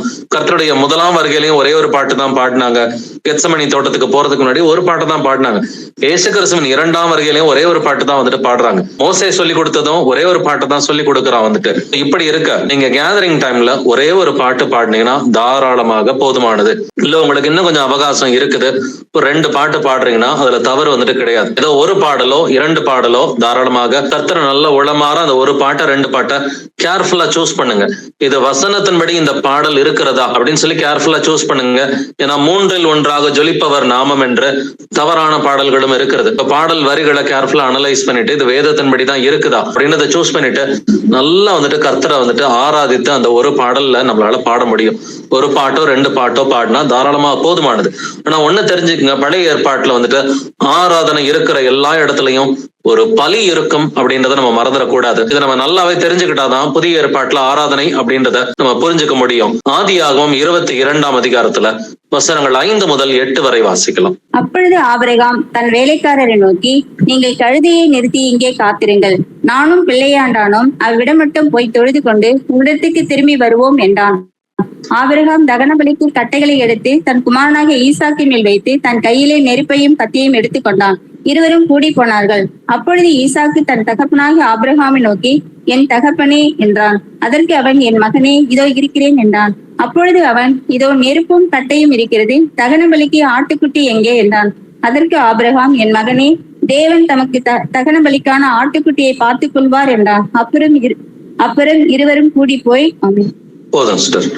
சோ நமக்கு இந்த வசனத்துல பாத்தீங்கன்னா ஆபிரகாமுக்கு கர்த்தர் ஒரு விசுவாச பரீட்சையை கொடுக்கிறாரு இல்லைங்களா? எதற்காக இந்த வசனத்தை வாசிக்கிறோம்னா, வர்ஷிப்ன்ற வார்த்தை இங்கிலீஷ் பைபிள்ல முதல்ல இங்கதாங்க இருக்குது. தொழுது கொண்டு அப்படின்ற வார்த்தை, வர்ஷிப் ஆராதனை செய்கிறது, தொழுது கொண்டு என்கிற வார்த்தை இங்கதான் இங்கிலீஷ் பைபிள்ல முதல் வசனத்துல இருக்குது. சோ ஆபிரகாம் தன்னுடைய குமாரனையே பலி செலுத்துறதுக்காக போறான். சோ கர்த்தரை தொழுது கொள்ளணும், கர்த்தரை ஆராதிக்கணும்னு சொன்னா முதலாவது ஒரு பலி வேண்டும் அப்படின்றத நம்ம மறக்க கூடாது. அதனாலதான் ஆபிரகாம் தகன பலிக்கு கட்டைகளை எடுத்துக்கிறான். தன் குமாரனாகி ஈசாக்கின் மீது அதை வைத்து, வாப்பா கிளம்பி போகலான்னு சொல்லிட்டு கூட்டிட்டு போகும் பொழுது ஈசாக்கு சின்ன பையனா இருந்தாலும் ஒரு கேள்வி கேட்கிறான். ஈசாக்கு தன் தகப்பனாகி ஆபிரகாமை நோக்கி, நெருப்பும் கட்டையும் இருக்கிறது, தகன பலிக்கு ஆட்டுக்குட்டி எங்கே அப்படின்னு கேட்கிறான். சோ கர்த்தரை ஆராதிக்கணும்னா முதல்ல ஒரு பலி வேணுங்க. பலி இல்லாம கர்த்தரை ஆராதிக்கவே முடியாது. அதே போல ஆபிரகாம் சொல்ற பதில் என்னது? தேவன் தமக்கு தகன பலிக்காக ஆட்டுக்குட்டியை பார்த்து கொள்வார், இது கடவுள் பாத்துக்குவாருப்பா, கர்த்தர் பாத்துக்குவாருப்பா அப்படின்னு சொல்லி அவன் பதில் சொல்றான் ஞானமா. அப்ப பலி செலுத்துறதுக்கு நீங்க தொழுது கொள்றதுக்கு, நீங்க கர்த்தரை ஆராதிப்பதற்கு முதலாவது ஒரு பலி வேண்டும். அப்ப புதிய ஏற்பாட்டுல என்ன பலியோடு நாம் ஆராதிக்கிறோம்? உங்களையே நீங்க ஜீவ பலியா கொடுக்கணும். இதைத்தான் ரோமர் 12:1 சொல்லுது. உங்களையே நீங்க ஜீவ பலியா கொடுத்தீங்கன்னு சொன்னா இதுதான் கர்த்தருக்கு ஏற்கும் புத்தி உள்ள ஆராதனையா இருக்கிறது. சோ பழைய ஏற்பாட்டுல ஆடுகள், மாடுகள் இவைகள் எல்லாவற்றையும் அவர்கள் பலியாக செலுத்தினார்கள். பட் புதிய ஏற்பாட்டிலையும் கர்த்தர் பலிகளை எதிர்பார்க்கிறாருங்க. அவர் பலிகளை எதிர்பார்க்காம கிடையாது. சோ நீங்கள் உங்கள் சரீரங்களை பரிசுத்தமும் தேவனுக்கு பிரியமுமான ஜீவ பலியா ஒப்பு கொடுத்தீங்கன்னா இதுதான் நீங்கள் செய்யத்தக்க புத்தி உள்ள ஆராதனை என்று எழுதி இருக்கிறது. சோ ஒவ்வொரு தடவை நீங்க தொழுது கொள்ள போகும் பொழுதும், எத்தனை தடவை தொழுது கொள்ள போனாலும் சரி, ஒவ்வொரு முறை நீங்க தொழுது கொள்ள போனாலும், ஒவ்வொரு முறை நீங்க ஆராதிக்க போனாலும் பலி வேணும்ன்றதை நம்ம மறக்க கூடாது. வாசிக்கலாம் 2 நாளாகமம் 29ஆம் அதிகாரத்துல 35வது வசனம். சர்வாங்க தகன பலிகளும் ஸ்தோத்திர பலிகளின் கொழுப்பும் சர்வாங்க தகனங்களுக்கு அடுத்த பான பலிகளும் மிகுதியாய் இருந்தது. இவ்விதமாய் கர்த்தருடைய ஆலயத்தின் ஆராதனை திட்டம் பண்ணப்பட்டது. ஆமென். கர்த்தருடைய ஆலயத்தின் ஆராதனை எப்படிங்க திட்டம் பண்ணப்பட்டது? சர்வாங்க தகன பலிகள் இருந்துச்சு, ஸ்தோத்திர பலிகளின் கொழுப்பு இருந்துச்சு, சர்வாங்க தகனங்களுக்கு அடுத்த பான பலிகளும் இருந்துச்சு. சோ பலி இல்லாம ஆராதனை கிடையாதுங்க. இவ்விதமாய் கர்த்தருடைய ஆலயத்தின் ஆராதனை திட்டம் பண்ணப்பட்டது. நீங்க ஆராதனை செய்யணும்னா பலி இல்லாம ஆராதனை செய்யவே முடியாது அப்படின்றத நம்ம நல்லாவே தெரிஞ்சுக்கலாம். அந்த பலி நீங்க தான், அது ஜீவ பலியா இருக்கணும். உங்களுடைய சரீரங்களை பரிசுத்தமும் தேவனுக்கு பிரியமுமான ஜீவ பலியா கொடுத்தீங்கன்னா இதுதான் புத்தி உள்ள ஆராதனை என்று வேதம் சொல்கிறது. ஏசாயா 19ஆம் அதிகாரம் 21ஆம் வசனம் வாசிக்கலாம். ஏசாயா 19:21. அப்பொழுது கர்த்தர் எகிப்தியருக்கு அறியப்படுவார். எகிப்தியர் கர்த்தரை காலத்திலே அறிந்து அவருக்கு பலிகளோடும் காணிக்கைகளோடும் ஆராதனை செய்து கர்த்தருக்கு பொருத்தனை பண்ணி அவைகளை செலுத்துவார்கள். ஆமென். அப்பொழுது கர்த்தர் எகிப்தியருக்கு அறியப்படுவார். அப்பொழுது என்ன செய்வாங்களாம்? அவருக்கு பலிகளோடும் காணிக்கைகளோடும் ஆராதனை செய்து. நீங்க கர்த்தரை ஆராதிக்கணும்னா, நம்முடைய கர்த்தராகிய இயேசு கிறிஸ்துவ நீங்க ஆவியோடும் உண்மையோடும் தொழுது கொள்ளணும், ஆராதிக்கணும்னா என்ன வேணுமா? பலிகளும் காணிக்கைகளும் இருக்குது. பட் பழைய ஏற்பாட்டுக்கு பலிகளையும் காணிக்கைகளையும் அவர் வேண்டான்னு சொல்லிட்டார். அவர் பலியையும் காணிக்கையும் ஒழிய பண்ணுவார் என்று வேதம் சொல்கிறது. அவர் சிலுவையிலே அவரே தம்மையே பலியாக ஒப்பு கொடுத்த பொழுது இயேசு கிறிஸ்து மற்ற எல்லா பலிகளையும் காணிக்கைகளையும் அவர் ஒழிய பண்ணிட்டார். அவர் இப்பொழுது வந்துட்டு பலியாக காணிக்கையாக கேட்பது எதுன்னு பாத்தீங்கன்னா, நம்முடைய ஆவி ஆத்மா சரீரத்தை தான் அவர் கேட்கிறார். உங்கள் சரீரங்களை பரிசுத்தமும் தேவனுக்கு பிரியமுமான ஜீவ பலியா ஒப்பு கொடுக்கிறது. இதுதான் நீங்கள் செய்யத்தக்க புத்தி உள்ள ஆராதனை என்று எழுதி இருக்கிறது. இப்போ ஒரு ஃபார் எக்ஸாம்பிள், ஒரு பிசினஸ் நீங்க பண்ணிட்டு இருக்கிறீங்க, ஒரு வேலையில இருக்கிறீங்க, உங்களுக்கு பொய் சொன்னா ஒரு லாபம் வரும், ஆனா உண்மையை சொன்னாக்க நஷ்டம் வரும். அப்படின்றப்ப உண்மையை சொல்லி நீங்க நஷ்டத்தை அனுபவிச்சீங்கன்னு சொன்னா இது புத்தி உள்ள ஆராதனைங்க. நான் பழைய ஏற்பாட்டுல ஆராதனை நடக்கும் பொழுதுலாம் பலி மட்டும் கிடையாது, அங்க வந்துட்டு சாஷ்டாங்கமாக விழுந்து தொழுது கொள்வார்கள். டோட்டல் சப்மிஷன் இருக்குங்க. ஒரு மனுஷன் தன்னை வந்துட்டு மாம்சத்துல சப்மிட் பண்ணணும்னா அதுக்கு ஒரே ஒரு வழிதான் வந்துட்டு சாஷ்டாங்கமா விழுந்து ஒருத்தரை வந்துட்டு தொழுது கொள்ளணும். சாஷ்டாங்கமா ஒருத்தர் காலில் வந்துட்டு விழுகிறது, இதுதான் டோட்டல் சப்மிஷனுக்கான அடையாளம். வந்துட்டு பழைய ஏற்பாட்டுல ஆலயத்துக்கு போகும் பொழுதெல்லாம் வந்துட்டு அங்க ஆசாரியர்களும் மற்ற ஜனங்களும் என்ன பண்ணுவாங்க? சாஷ்டாங்கமாக விழுந்து கர்த்தரை தொழுது கொள்வார்கள். டோட்டல் சப்மிஷன் வந்துட்டு இருக்கும். அப்ப நாமளும் நம்மளை டோட்டலா சப்மிட் பண்ணணும்னா என்ன பண்ணணும்?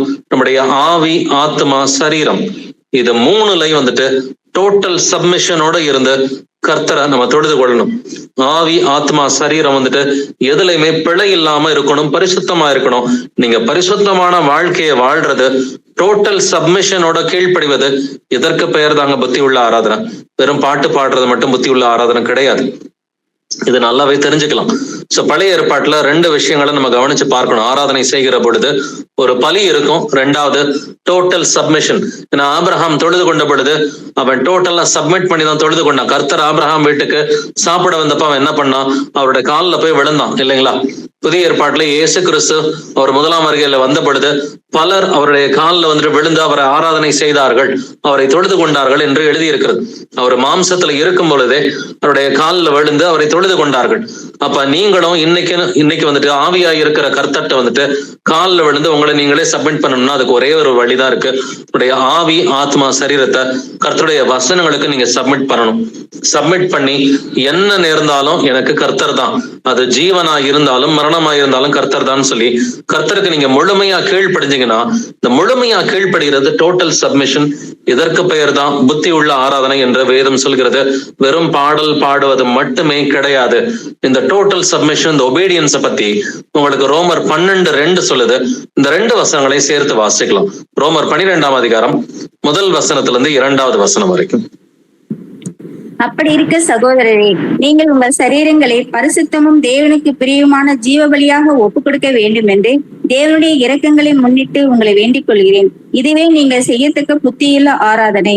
நீங்கள் இப்பிரபஞ்சத்திற்கு ஒத்த வேஷம் தெரியாமல் தேவனுடைய நன்மையும் பிரியமும் பரிபூர்ணமான சித்தம் என்னதென்று பகுத்தறியத்தக்கதாக உங்கள் மனம் புதிதாகிறதுனாலே மறுரூபமாகுங்கள். ஆமென்.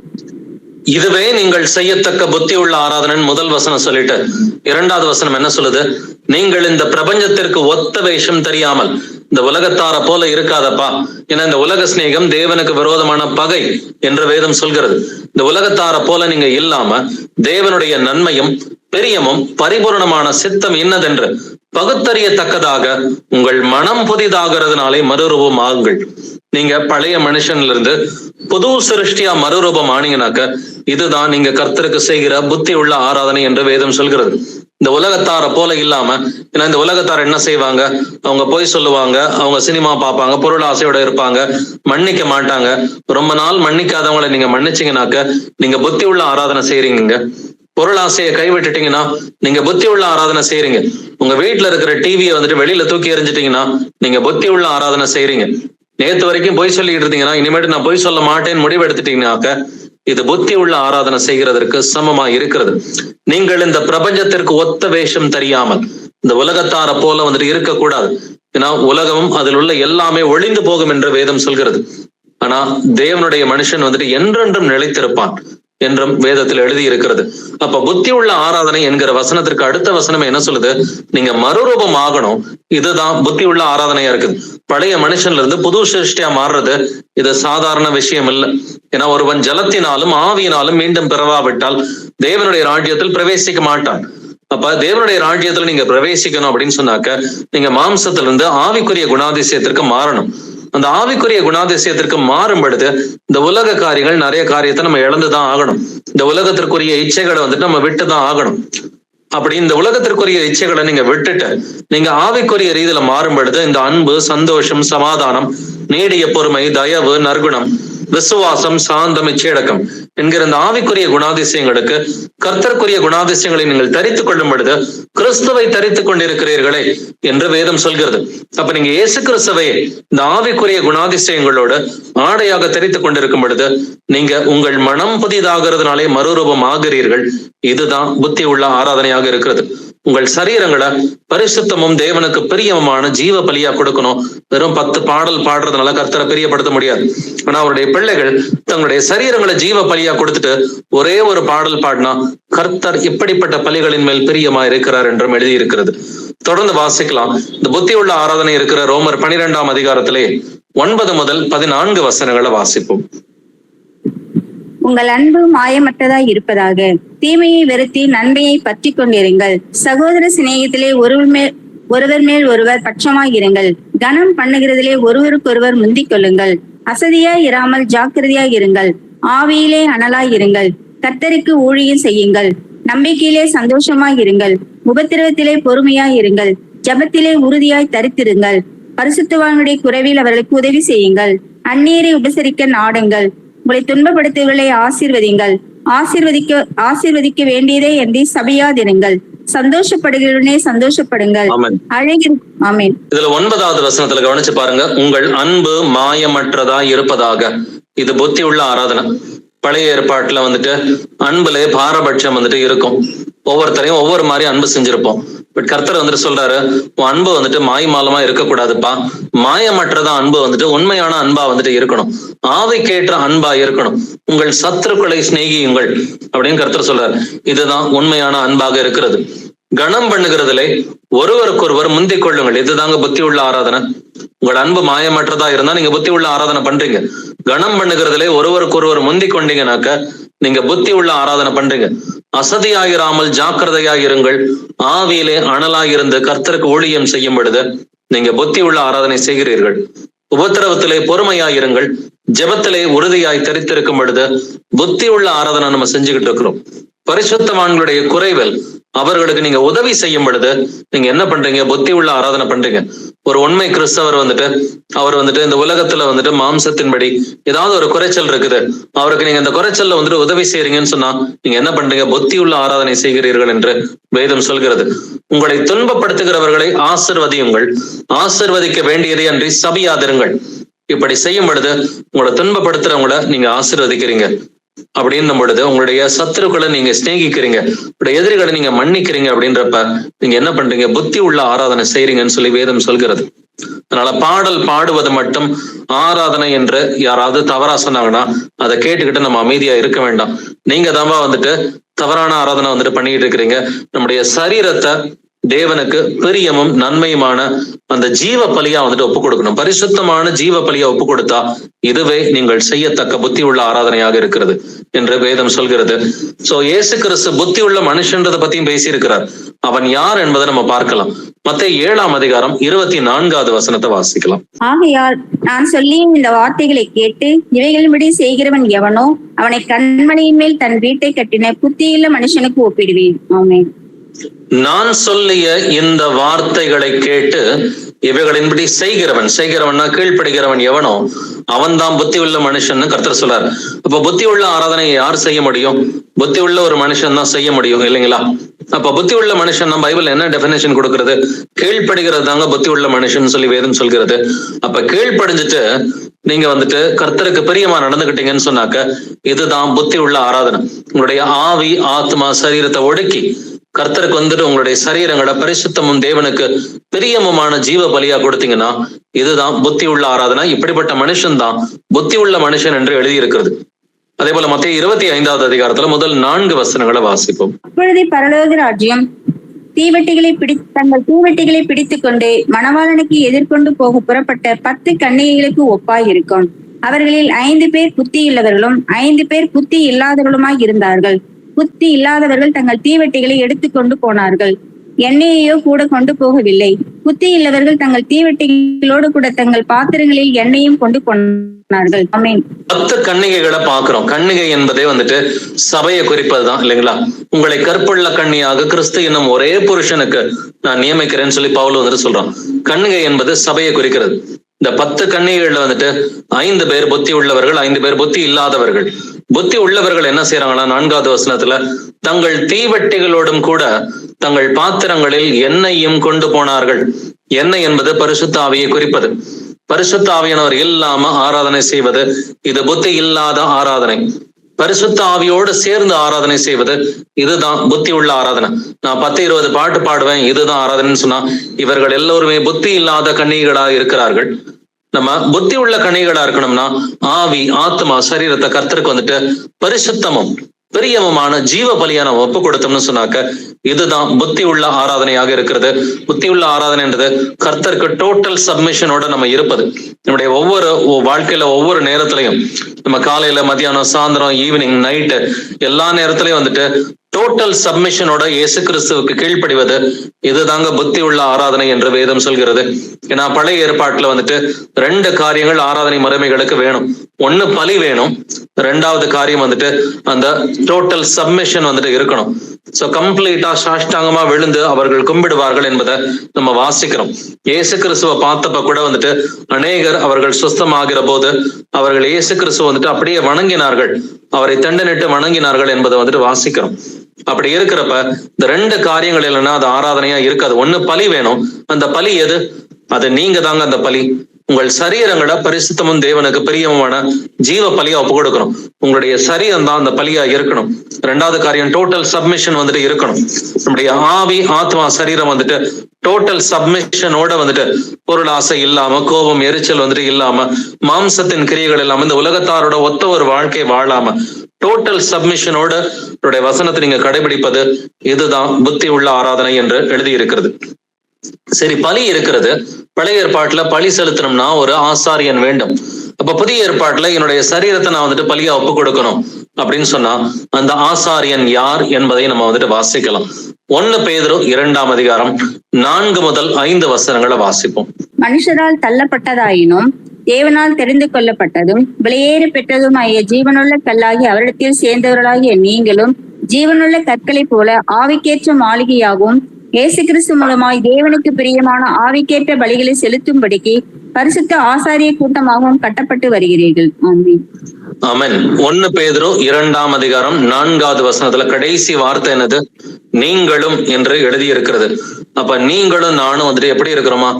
ஜீவனுள்ள கற்களை போல ஆவிக்கேற்ற மாளிகையாகவும் இயேசு கிறிஸ்து மூலமாய் தேவனுக்கு பிரியமான ஆவிக்கேற்ற பலிகளை செலுத்தும்படிக்கு பரிசுத்த ஆசாரிய கூட்டமாக நம்ம இருக்கிறோம்.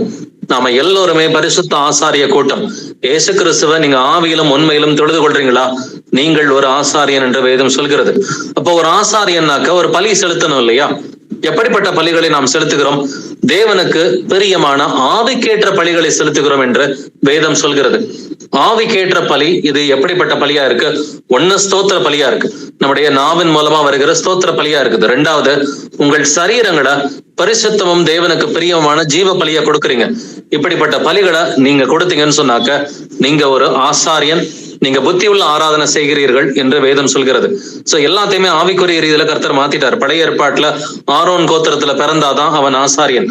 புதிய ஏற்பாட்டுல வந்துட்டு இயேசு கிறிஸ்துவ ஆவியிலையும் உண்மையிலும் தொழுது கொண்டாக்க அவர் நம்ம இருதயத்துல வந்துட்டு கர்த்தரை பரிசுத்தம் பண்ணணும்னாக்க நம்ம ஆசாரியன் என்று வேதம் சொல்கிறது.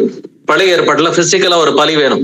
புதிய ஏற்பாட்டுல ஸ்தோத்திர பலி இருந்தா போதும். உங்களுடைய சரீரங்களை பரிசுத்தமான ஜீவ பலியா நீங்க ஒப்பு கொடுத்தாக்க வந்துட்டு போதும். இப்ப பழைய ஏற்பாட்டுல அவங்க டோட்டல் சப்மிஷனோட அவங்க கம்ப்ளீட்டா கர்த்தருக்கு வந்துட்டு சப்மிட் பண்ற மாதிரி தண்டனிட்டு வணங்குவார்கள். அப்ப புதிய ஏற்பாட்டுல நாம டோட்டல் சப்மிஷனுடைய ஆவி, ஆத்மா, சரீரத்தை கர்த்தருக்கு வந்துட்டு கம்ப்ளீட்டா சரண்டர் ஆக்கி சப்மிட் பண்ணி வாழ்க்கையில ஒவ்வொரு படிநிலையிலையும் நம்ம கீழ்ப்படியும் பொழுது இதுதான் புத்தி உள்ள ஆராதனையாக இருக்கிறது.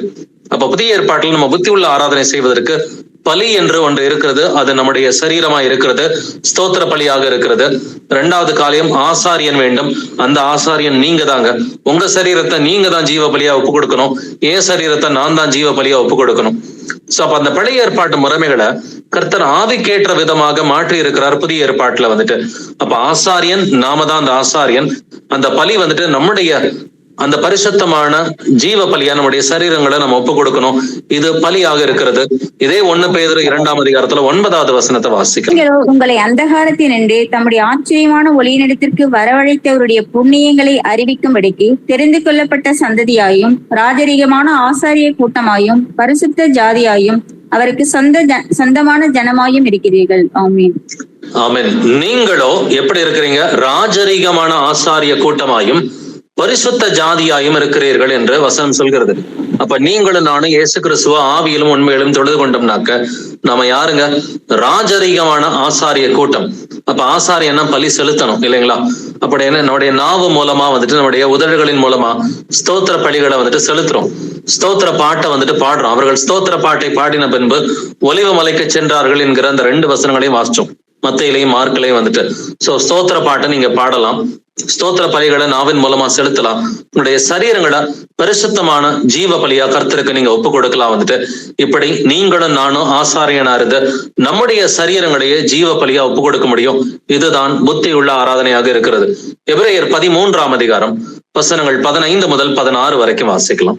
ஆகையால் அவருடைய நாமத்தை துதிக்கும் உதடுகளின் கனியாகிய ஸ்தோத்திர பலியை அவர் மூலமாய் எப்பொழுதும் தேவனுக்கு செலுத்த கடவும். அன்றியும் நன்மை செய்யவும் தான தர்மம் பண்ணவும் மறவாதிருங்கள். இப்படிப்பட்ட பலிகளின் மேல் தேவன் பிரியமாயிருக்கிறார். ஆமென்.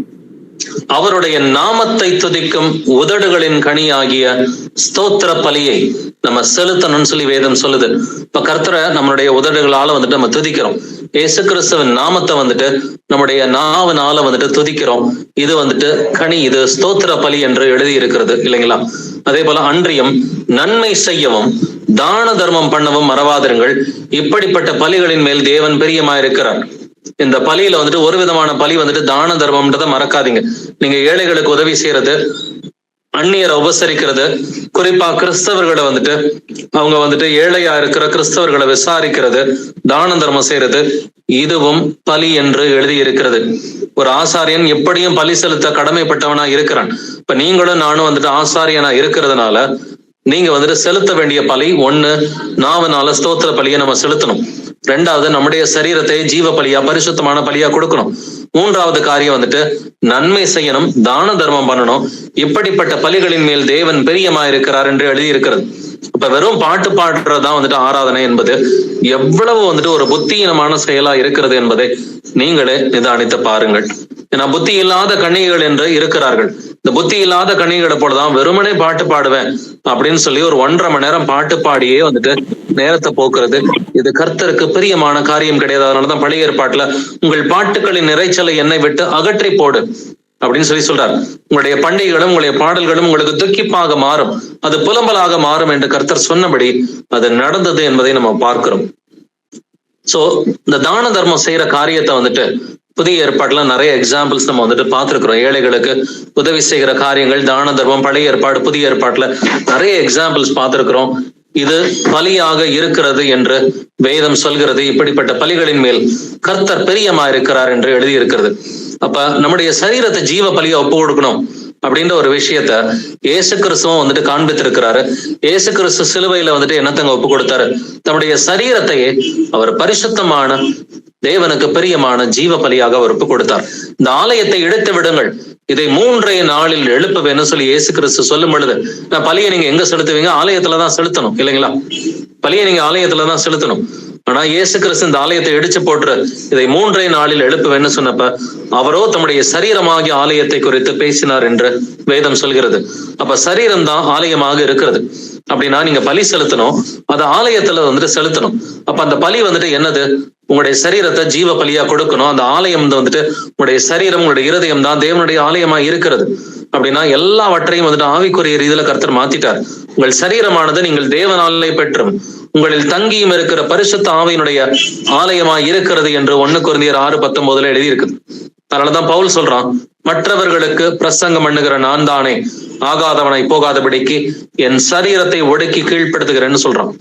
சோ உங்களுடைய சரீரத்தை நீங்க பரிசுத்தமான ஜீவ பலியா கொடுக்கணும்னா முதலாவது பவுல் செஞ்சது போல சரீரத்தை ஒடுக்கி கீழ்ப்படுத்தணும். இந்த பிரபஞ்சத்திற்கு ஒத்த வேஷம் தெரியாமல், இந்த உலகத்தார போல இல்லாம சரீரத்தை ஒடுக்கி கீழ்ப்படுத்தணும். இச்சையடக்கத்தோட நம்ம இருக்கணும். இச்சையடக்கம் இல்லாம நான் பாட்டு பாடுறேன் அப்படின்னு சொன்னாக்க இது கர்த்தருக்கு பிரியமான பலியாக இருக்காது, பிரியமான ஆராதனையாக இருக்கக்கூடாது. அப்ப சரீரத்தை கர்த்தருக்கு ஒடுக்கணும்னாக்க அதை இன்னும் நல்லா டீட்டெயில்டா புரிஞ்சுக்கலாம். ரோமர் 6ஆம் அதிகாரம் 12ஆம் வசனம் வாசிக்கலாம். ரோமன் 6:12. ஆகையால் நீங்கள் சரீர இச்சைகளின்படி பாவத்திற்கு கீழ்ப்படியத்தக்கதாக சாவுக்கு ஏதுவான உங்கள் சரீரத்தில் பாவம் ஆளாதிருப்பதாக. ஆமென். உங்கள் சரீரத்தில் பாவம் ஆளாதிருப்பதாக.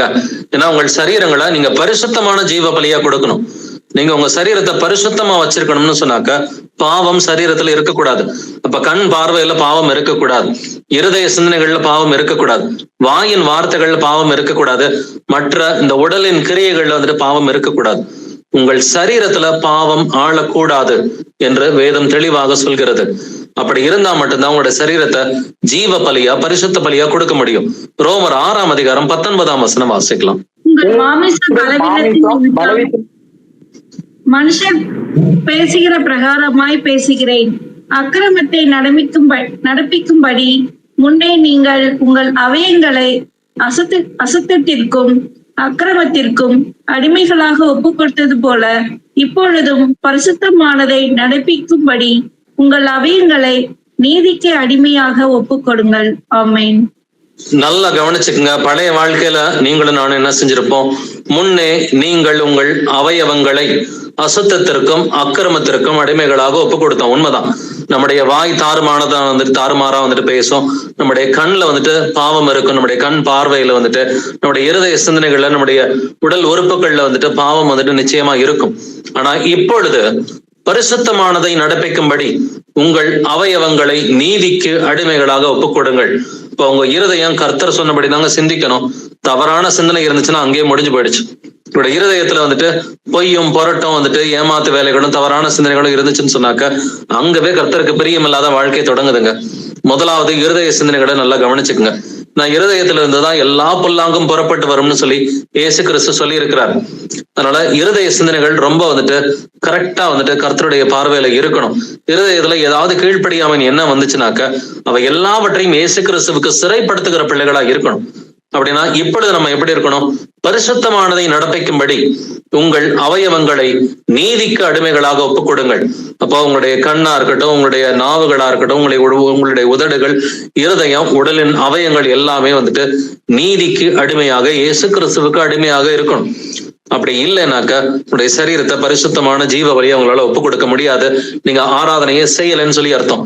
அப்படி செய்யறேன்னு நினைச்சுக்கிட்டாலும் அது புத்தி இல்லாத ஆராதனையா இருக்கணும். அப்ப புத்தி உள்ள ஆராதனைன்றது 24/7. நல்லா தெரிஞ்சுங்க. ஞாயிற்றுக்கிழமை மட்டும் பண்றது புத்தி உள்ள ஆராதனை கிடையாது. இது ஒவ்வொரு நாளும் 24/7 உங்களை நீங்களே கர்த்தருடைய வசனங்களை கொண்டு பரிசுத்தமாக்கி கொண்டு உங்களுடைய ஆவி ஆத்மா சரீரத்தை கர்த்தருக்கு கம்ப்ளீட்டா சப்மிட் பண்ணி கீழ்ப்படிவது, இதுதான் புத்தி உள்ள ஆராதனை என்று வேதத்தில் எழுதி இருக்கிறது. தொடர்ந்து வாசிப்போம். ரோமர் 6ஆம் அதிகாரம் 13ஆம் வசனம். நீங்கள் உங்கள் அவயங்களை அநீதியின் ஆயுதங்களாக பாவத்திற்கு ஒப்புக்கொடாமல் உங்களை மரித்தோரிலிருந்து பிழைத்திருக்கிறவர்களாக தேவனுக்கு ஒப்புக் கொடுத்து உங்கள் அவயங்களை நீதிக்குரிய ஆயுதங்களாக தேவனுக்கு ஒப்புக் கொடுங்கள். ஆமென். ஆமென். நீங்கள் உங்கள் அவயவங்களை அநீதியின் ஆயுதங்களாக பாவத்திற்கு ஒப்புக்கொடாமல் உங்கள் அவயவங்களை நீதிக்குரிய ஆயுதங்களாக தேவனுக்கு ஒப்புக்கொடுங்கள். சோ நம்மளுடைய உடல் உறுப்புகள் ஒவ்வொன்றையும் தேவனுக்கு நம்ம நீதிக்குரிய ஆயுதங்களாக தேவனுக்கு நம்ம ஒப்பு கொடுக்கணும். இதுக்கு பேரு தாங்க புத்தி உள்ள ஆராதனை என்று எழுதி இருக்கிறது. இதுக்கு ஒரு எக்ஸாம்பிளை கர்த்தர் சொல்லி இருக்கிறார். ஒரு ஸ்திரீய இச்சையோட பார்க்கிற எவனும் தன் இருதயத்தில் அவளோட விபச்சாரம் செய்தாயிற்று. இங்க இருதயமும் தப்பு பண்ணுது, கண்ணும் தப்பு பண்ணுது. சோ 2 அவயங்கள் அட்லீஸ்ட் இன்வால்வ் ஆயிருக்குது. இப்ப இருதயத்திலையும் பொல்லாத சிந்தனைகள் இருக்குது. கண்ணும் அது நீதியின் அவயமா இராமல் அநீதியின் அவயமா இருந்து ஒரு ஸ்திரீ இச்சையோட பாக்குது. ஆனா கர்த்தர் என்ன சொல்றாரு? உன் வலது கண் உனக்கு இடரல் உண்டாக்கினால் அதை பிடுங்கி எறிந்து போடு. உன் சரீரம் முழுவதும் நரகத்தில் தள்ளப்படுகிறதை பார்க்கிலும் உன் அவயவங்களில் ஒன்று கெட்டு போவது உனக்கு நலமாயிருக்கும். அப்ப கண்ணை பிடுங்கி போட்டுக்கோ, இதுதான் சுலபம்னு சொல்லி கர்த்தர் சொல்றார்.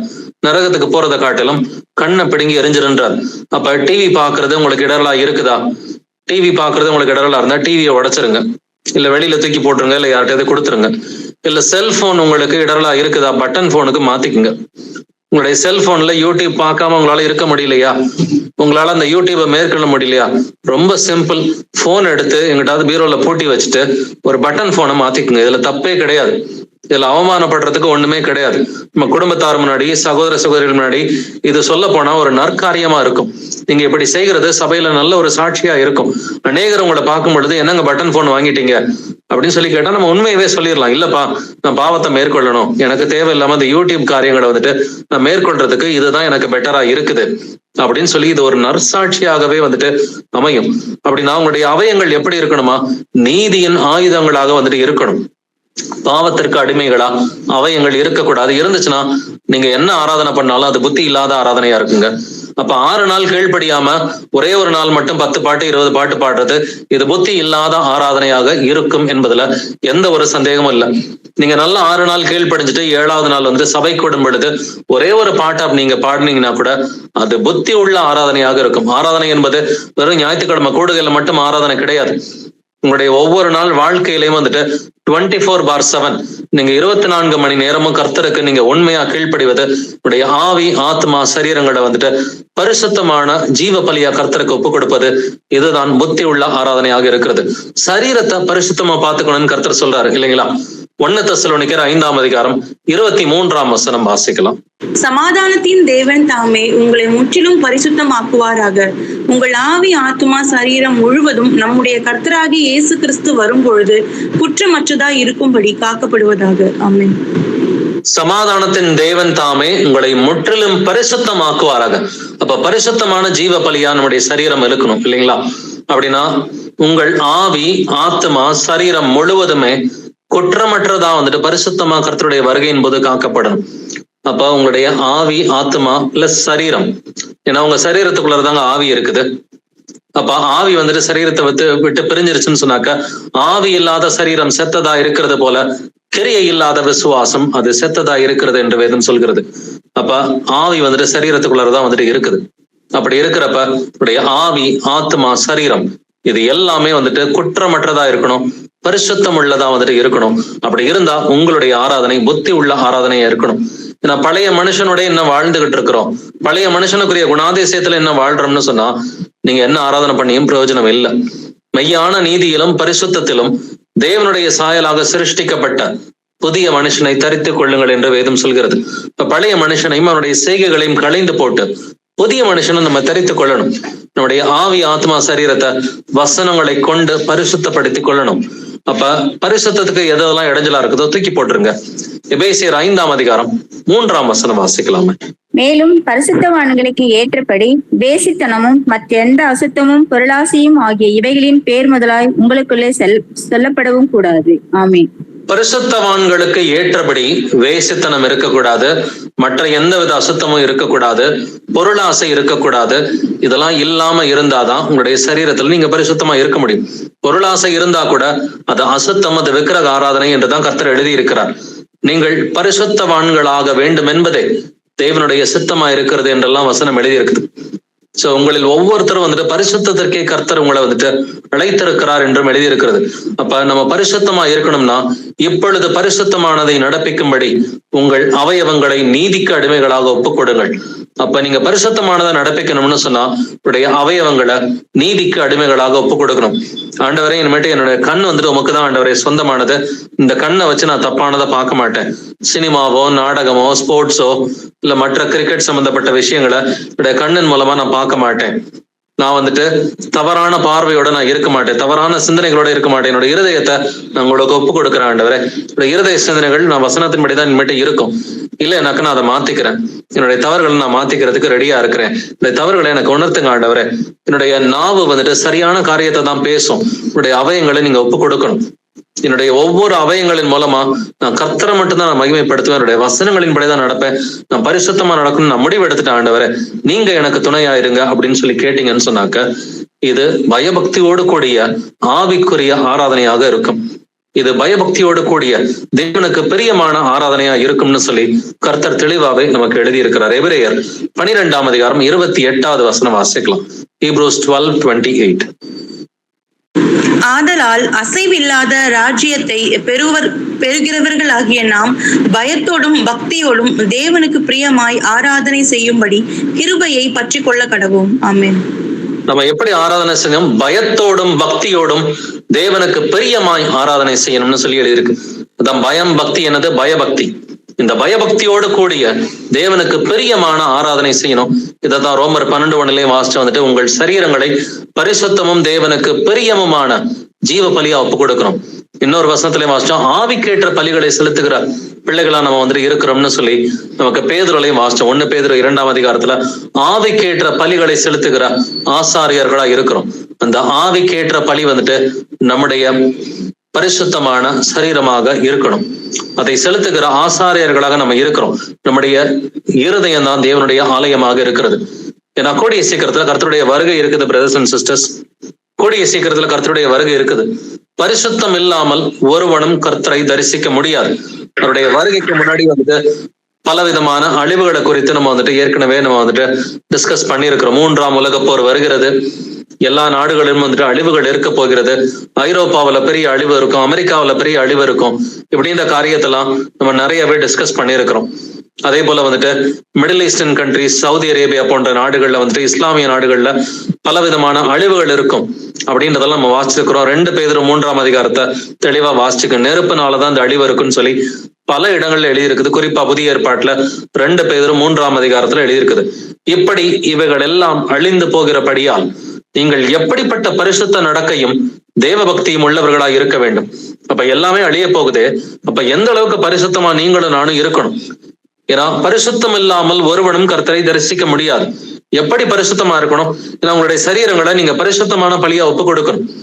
அப்ப பரிசுத்தம் இல்லாமல் நம்ம கர்த்தரை தரிசிக்க முடியாது 2ஆம் வருகையில. அப்ப எப்படிப்பட்ட பரிசுத்தமா இருக்கணும்?